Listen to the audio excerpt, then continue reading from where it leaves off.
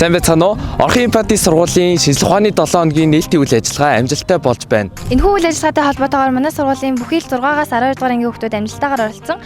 Мөн хим, биологи, физик, газар зүй төрлийн хичээлүүдээр олон туршилтыг хийсэн байгаа. 2025 оны Science Week-д оролцож байгаа бүх сурагчдаа амжилт хүсье. Шинжилгээ ухааны 7 хоногийн нээлтийн үйл ажиллагаанд байна. Газар зүйн 11-р ангийн сурагчид маань нээлтийн бүтээл хийсэн байна. Очиж танилццгаая. Галтуул дэлбэрэх туршилтаагаа энэ галтуул нь болонгууд ингээд газрын гадар доор байгаа юм тектоник хавтангийн шилжин зүрхийн хөдөлгөөний үндсэн дээр юм ан цаваар нь магм үүснээр ингээд галтуул гарч ирдэг байгаа. Одоо галтуул ингээд дэлбэрснээс 2-3 жилийн дараа ингээд амьтан амьдрах тэгээд ургамал урах ямар ч нөхцөл бүрддэг. Харин тэрнээс цаашаа хугацаанд болонгууд буцаад экосистем маань ингээд сэргээд тэгээ илүү юм гоё үржил шимтэй газар болж хувирдаг. Тэгээ манай туршилт нь болонгуудаа гарын саван тэгээ сод хүнсний будаг ус орсон байгаа. Ингээ энэ эдигээ нийлж холиод тэгээ одоо дээрэс нь 70% тай укс ус хийгээд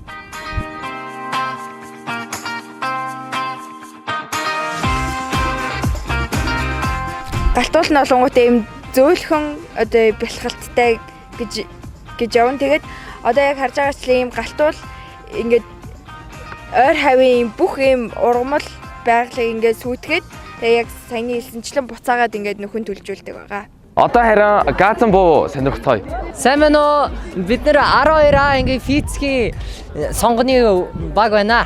Энд газан буу байна. Ажилтдаг зарчим нь юу вэ гэхээр энэ бутан газа ийш нь оруулаад хэдэн секунд байлгах нь 30 орчим секунд байлгаж агаад очлороо дарахаар газ уруулд ороод огцом эзэлхүүн тэлнэ гэсэн үг. Тэр тэлсэн эзэлхүүн энэ нарийнхан даралтаараа гараад хүч үзүүлэх юм аа. Газ одоо баллон дотор хоримтлагдаж байна. Очлоор дарангууд дэлбэрнэ. За одоо нэг 5 тоолжээ. За 5 4 3 2 1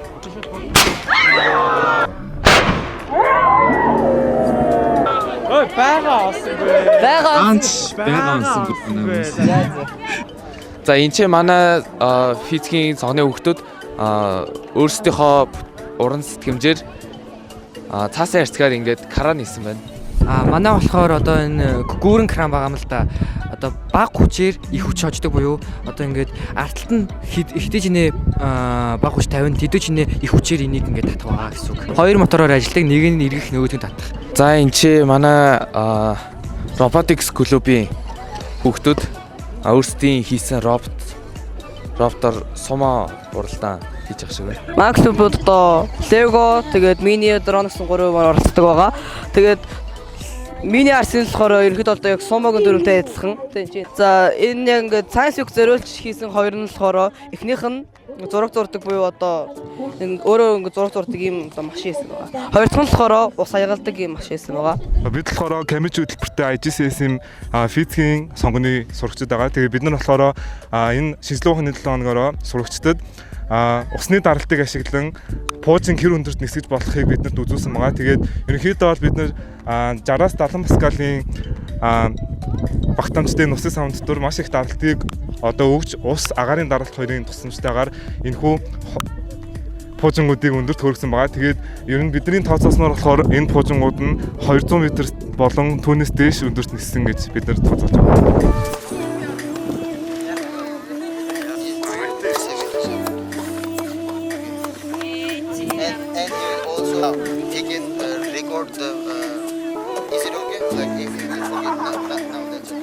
Ураа явлаа.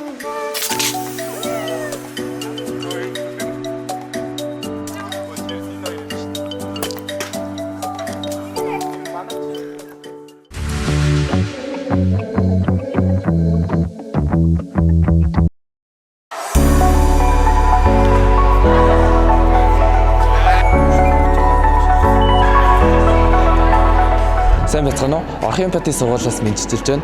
Бид шинжилгээ ухааны 7 хоног зориулсан нээлт дээрээ туршилт үзүүлсэн бол өнөөдөр харин бид бүхэн 4 шинжилгээ ухааны хичээл биологи, хим, физик, газар зүй гэсэн 4 шинжилгээ ухааны хичээлээр Орхон эмпати сургуулийн нийт сурагчдын дунд зохион байгуулсан бүтээлийн үзэсгэлэн төлөвлөх гэж байна. Эхний хичээлээр бид химийн хичээлтэй танилцгаая. Сайн байна уу? За, химийн бүтээлүүдтэй танилцуулаад өгөөч. За цэмэнүү намайг 10 оны сурагч Бэцэлмүүн гэдэг. Тэгээ манай баг болох Нямгэрэл Анар Мишель бид дөрөв маань микроболон биопластикийн талаар бяцхан ингээс туршилт хийгээд судалгаа хийсэн байгаа.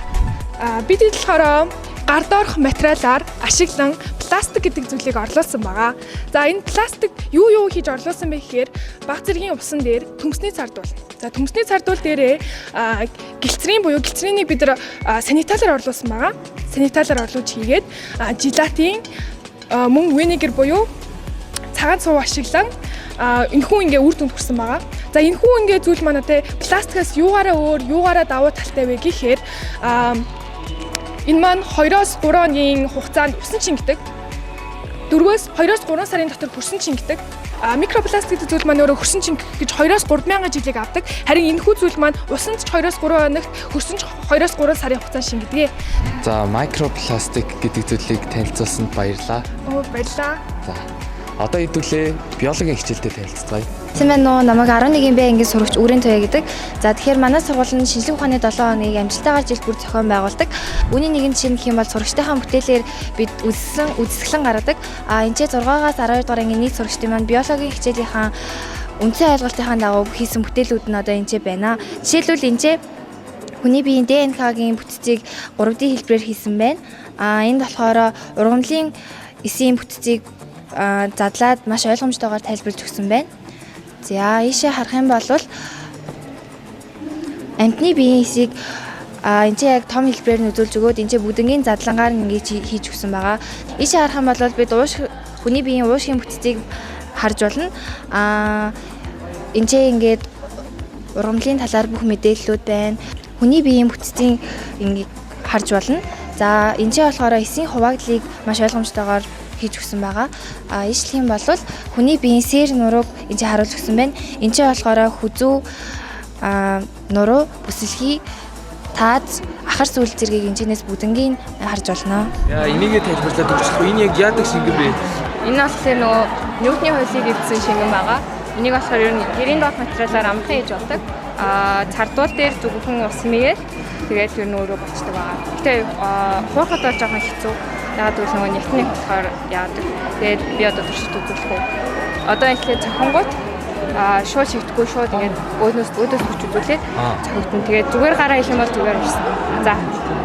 Тэр ингээд цохонгууд өөдөөс ингээд хэрэг зүгээр хэлэх юм бол ингээд зүгээр урсаад өгч. Юу би зөвхөж үзэж болох уу? Болно шүү дээ.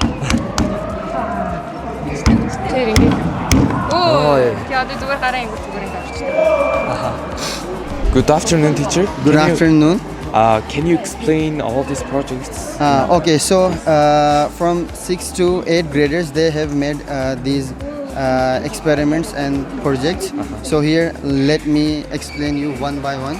So here, 8C graders, they have made this radio circuit, and here how we can. This is a radio circuit, and as well as we can also record the segment from the radio, and we can also use it as a recording machine. How? So here it's a radio, and you can and here we have the salt power plant. So there is no battery, there is no any power supply, just the chemical power is converting into mechanical power.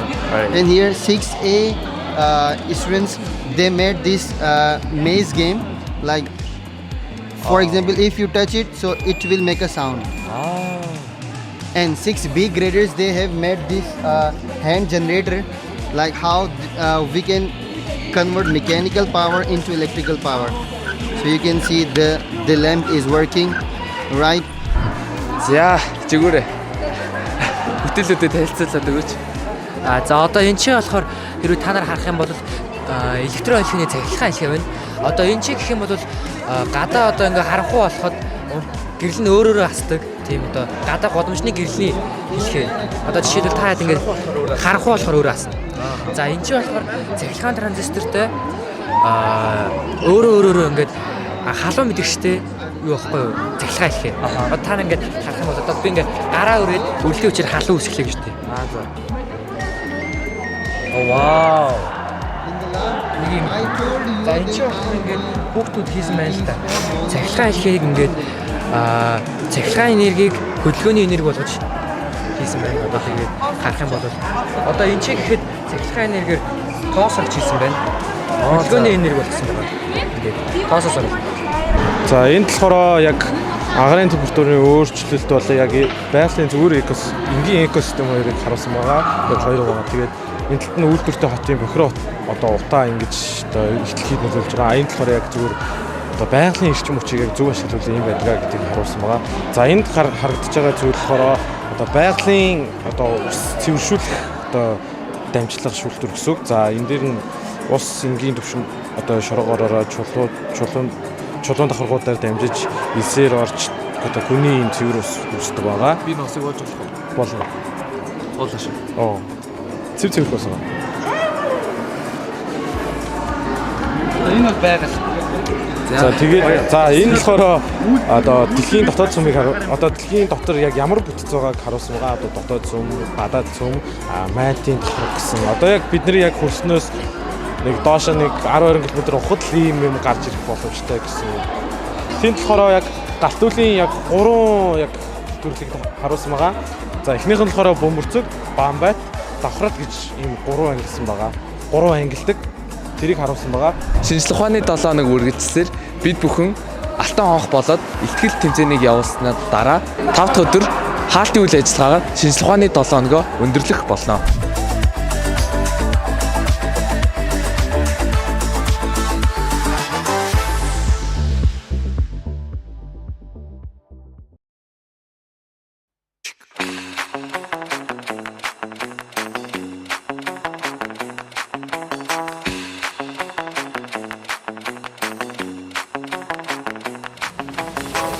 Хаалтын үйл ажиллагаа нь сурагчид итгэлээ тавьж байна. Үүний дараа шагнал гардуулах үйл ажиллагаа болно. Хэдүүлээ орж сонирхцгоё.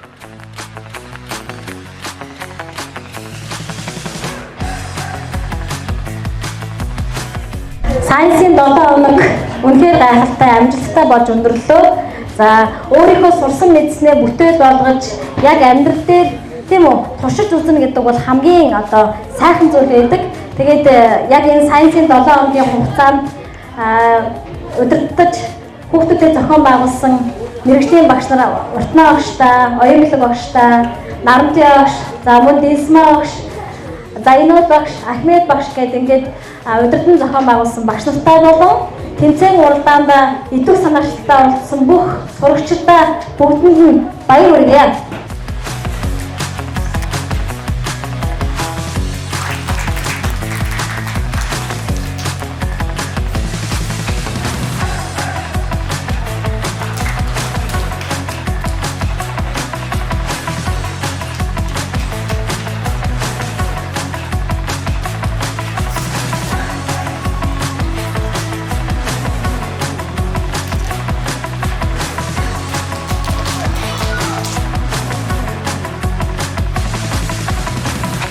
За ингээд шинжлэх ухааны 7 хоногийн хаалтын үйл ажиллагаа өндөрлж байна.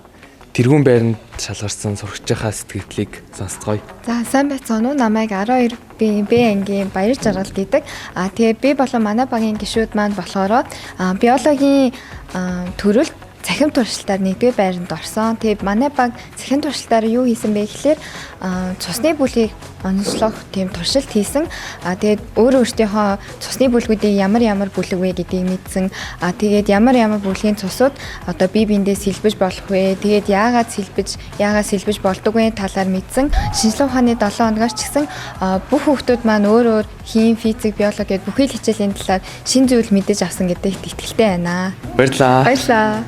Шинжлэх ухаан бол дэлхийн гайхамшигыг нээх түлхүүр юм. Орхон эмпати сургуулийн шинжлэх ухааны 7 хоногтой хамт байсанд баярлалаа.